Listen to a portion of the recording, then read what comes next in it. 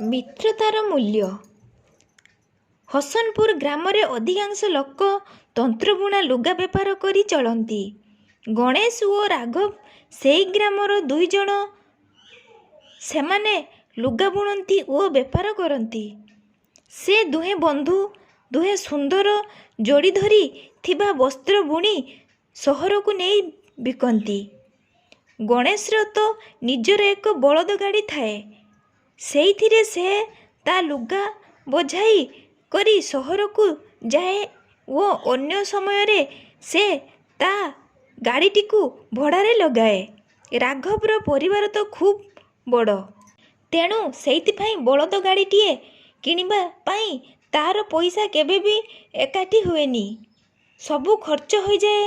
ତେଣୁ ସେ ଭଡ଼ା ଗାଡ଼ିରେ ଲୁଗା ଲଦି ସହରକୁ ଯାଏ। ଯଦି ନିହାତି ଗାଡ଼ି ନ ମିଳେ ତେବେ ମୁଣ୍ଡରେ ମୁଣ୍ଡାଇ ସେ ଯାଏ। କିନ୍ତୁ ଗଣେଶର ଗାଡ଼ି ଖାଲି ଥିବା ସତ୍ତ୍ୱେ ବି ସେ ଥରେ ହେଲେ କେବେ ବି ରାଘବକୁ ଯାଚେ ନାହିଁ। କେବଳ ଏତିକି କହେ, ରାଘବ, ତମେ ନିଜର ଗାଡ଼ିଟିଏ କରିନିଅ।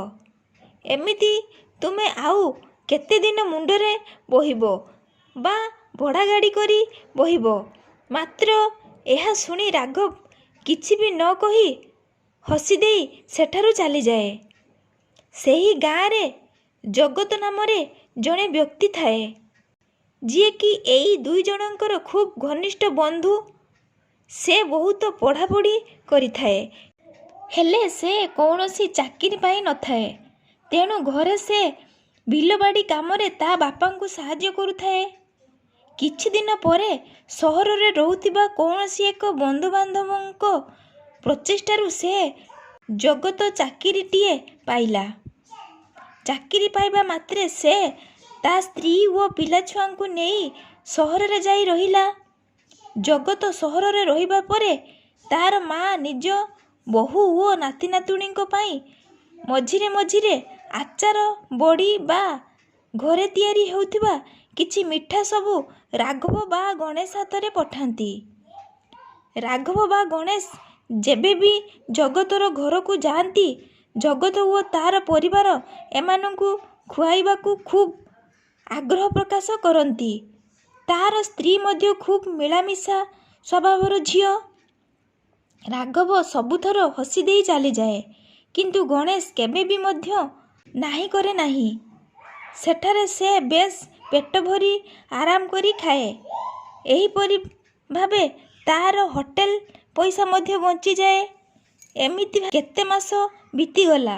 ଗଣେଶ ଲକ୍ଷ୍ୟ କଲା, ଜଗତର ସ୍ତ୍ରୀ ଓ ପିଲାମାନେ ଆଗପରି ଆଉ ଉତ୍ସାହର ସହିତ ତା' ସହିତ ଖୋଲା ବ୍ୟବହାର କରୁନାହାନ୍ତି। ବରଂ ସେମାନେ ସଦାସର୍ବଦା ରାଘବର ଅନେକ ପ୍ରଶଂସା କରୁଛନ୍ତି। ଏଥିରୁ ସେ ଗଣେଶ ଆଦୌ କିଛି ବି ବୁଝିପାରିଲା ନାହିଁ।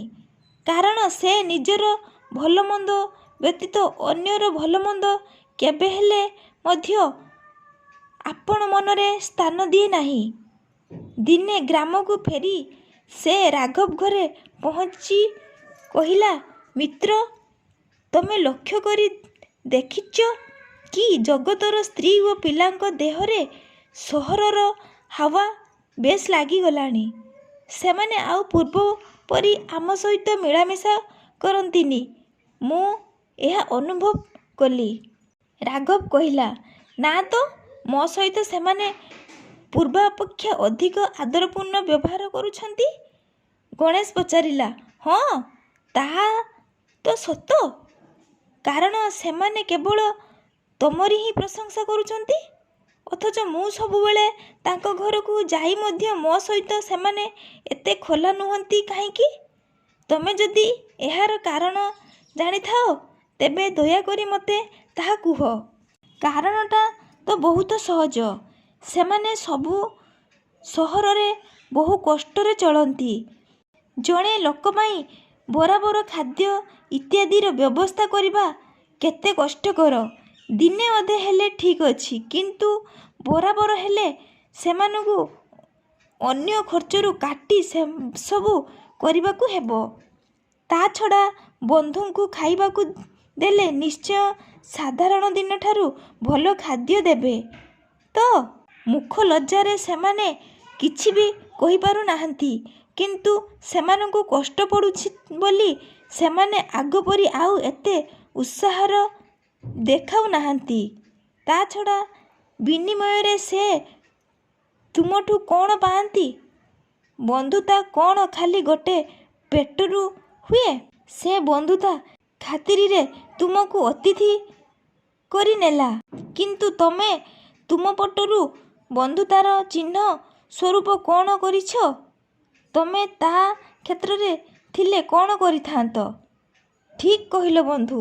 ମୁଁ ଏପର୍ଯ୍ୟନ୍ତ ଏସବୁ ମୋଟେ ଭାବିନଥିଲି। ହେଲେ ତମେ ଆଜି ମୋ ଆଖି ଖୋଲିଦେଲ।